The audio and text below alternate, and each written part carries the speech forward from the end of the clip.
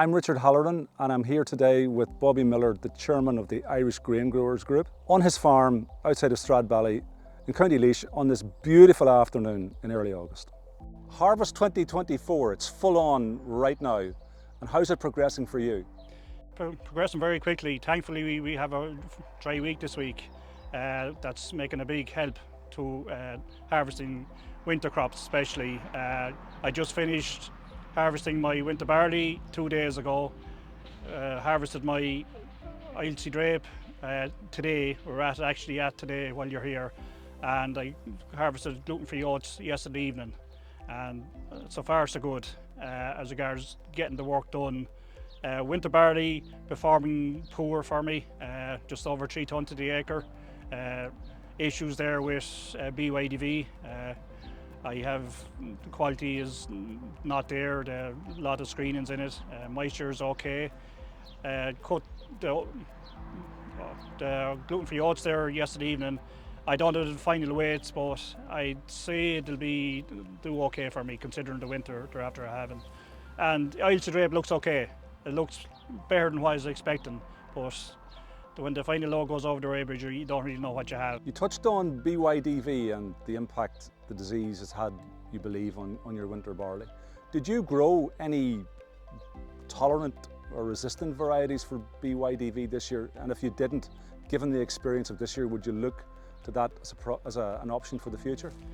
Yeah, the reality is I have a variety called Cassia, and it's a specific contract, so I have to grow that particular variety.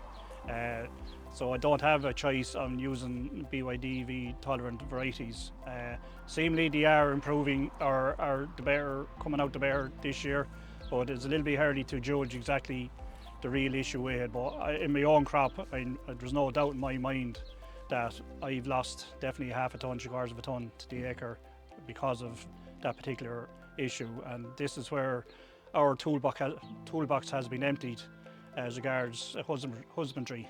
We have insecticides gone off the market, and we have other products gone off the market as well.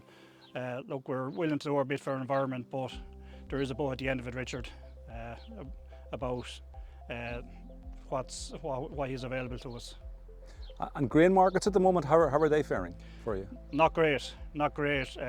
Currently for feed barley, under €200 a tonne. Hopefully they will improve in the next 6 weeks. We're hearing about droughts and weather all around the world, and this is the thing about native Irish grain. It competes on the world market at the end of the day. So we're dependent on harvesting Central Europe, North America, South America, Indonesia, Malaysia, Australia. So our price is determined by world markets. Yet, I have to mention the carbon footprint of our native Irish grain. Our native Irish grain is treated the very same as imports from all around the world. Yet, we're living in the world of climate change, and there's no premium for low carbon footprint grain that I produce here in Ireland. So in terms then of your own selling regime, do you sell mostly off the combine, or would you store a proportion of the crop, or how does that work out for you? What I use, a system I use here, I forward sell some of my grain during the year if I'm happy enough with the price. You're never happy with a price, but you're prepared to take a price. But the crops I grow here are for specific markets, so they go straight to store into the storage of those premium markets. So I don't actually store any grain here. I might temporarily for a week or two store some grain, which I have facilities for, but no long-term storage here on my own farm. So if we look at the politics side of tillage, I think it would be fair to say it's been a pretty busy 3 weeks for you and obviously tillage farmers across the country. Yeah. I mean, we had the Minister telling us what was the Straw Incorporation Measure was to be postponed as part of the push towards an increase in fodder stocks for the coming winter. Yeah. And we've had 3 weeks of quite intense, very intense negotiations, meetings involving yourselves and other farming bodies with the Minister. So are you happy with the end point, if you want to call it that, in terms of where we are at the moment? I won't say I'm happy about it. The biggest relief is that the Straw Incorporation Measure stays as is. That's the main point for us and for me as a tillage farmer, that's going to remain the same going forward, not just for 2024 but 2025 and onwards till the end of this CAP agreement. It has been very successful for tillage farmers as a scheme.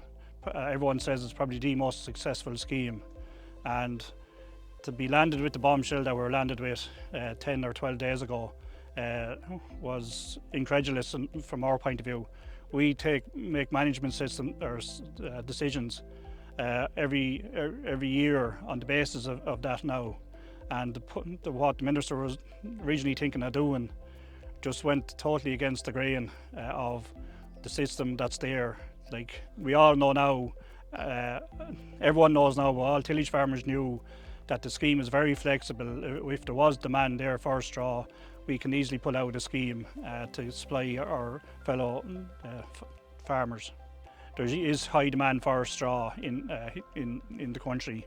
Like everyone knows what happened in 2023. The quality of straw is very poor, very wet harvest. Yield of straw is very, very poor. So it was on the back of that the minister probably made that decision, but it was way too late to start calling that just as harvest started, in our view. But look, we're content to where it's back to, but it shouldn't have been interfered with in the first place, not one bit. We were totally in shock about it. And I never saw a reaction as I did from tillage farmers to that particular announcement. It was phenomenal, Richard, and it grew so quick. The support for tillage farmers grew so quick, it took me aback. And I had a little bit of pride at the end of it all, that the reaction that tillage farmers had to this. TDs, councillors, MEPs, you name it, they were contacted nearly immediately. There was that much vexation about it. So thankfully we have the scheme back in place. It is not touched, and the new scheme is in place now, and it's too early to judge how that's going to go for this year. What would be your gut feel in terms of the shakedown now between baling and chopping? We think, and we only think this now, it's hard to judge. We think it might add between 5 and 10% to the volume of straw that's going to be there, made available as a result of the last 3 weeks of whatever you want to call it. I can use choice words, but we think it might add that. But the volume of straw coming off, say, winter barley is lower. A normal year, you're talking about round bales, 4x4 round bales, 12 to 14 bales to the acre. This year in 2024 we're talking about 10 to 12, so we're back in that regard. You're out in the field of oaten straw here at the minute. I was harvested yesterday evening now, and this wasn't in the scheme, by the way, but I have a customer for it, and it looks okay volume wise. You know, yield was, I'm happy enough with the yield considering the year it had. So the market is strong and it's going to remain strong, in my opinion. The UK market is very strong. We do import straw from the UK, unfortunately. There's a big fear amongst tillage farmers of the consequences of that. We have blackgrass here in Ireland now. We've other resistant grasses as well in Ireland now as well. So there's a fear there of straw importation, no doubt. But look, I have my own regular customers. I tried my damned hardest last year in 2023 in a very difficult year to supply them with straw. I'm going to do the same again this year. My regular customers that have built up over the last 20-25 years, you know, so I'm definitely going to look after them like always. Okay. Looking at the bigger picture, we have the report, the recent report from the Tillage Vision Group. We've got a budget coming up in 6-7 weeks' time. Yeah. And overarching all of that, we have this commitment from the Irish government that the footprint of tillage will be expanded out to 400,000 hectares by 2030. Yeah. How do you see all of those issues coming into play now for farmers? Right, we'll start at we're just talking about the straw measure. If they really want more straw in this country, you increase the cereals area, first and foremost. So you don't run into this particular scenario again. How do we develop that? We need to add value. One priority would be to add value to our grains. We have a very successful drinks industry here, but the likes of protein crops, there's huge developments there. A lot of research gone on. It has to go to the next stage now of actually investment in processing to add value to the grain. The reality is we're competing with a byproduct as is, imported soya hulls, palm kernels, so we're already competing with byproduct. So we have to get our grain into more premium markets. 75% or 80% of our grain goes directly into the feed market. We need to develop that. We need to create more premium markets. We do also need to, in the world of climate change, recognise native Irish grain for what it is. Like, you're in this particular crop of oats again. As far as I'm concerned, with the research that's available to me, this crop is net zero carbon. And this is 26 years ahead of the government plan. So we need more investment in the tillage sector from a government level, a processing level and a farm gate level, with the likes of the TAMs, align that better to make it more useful for especially the smaller grain producers. Also the recognition for native Irish grain. We need to market native Irish grain and pulses. We don't have a body that actually promotes native Irish grain and pulses in this country, Richard.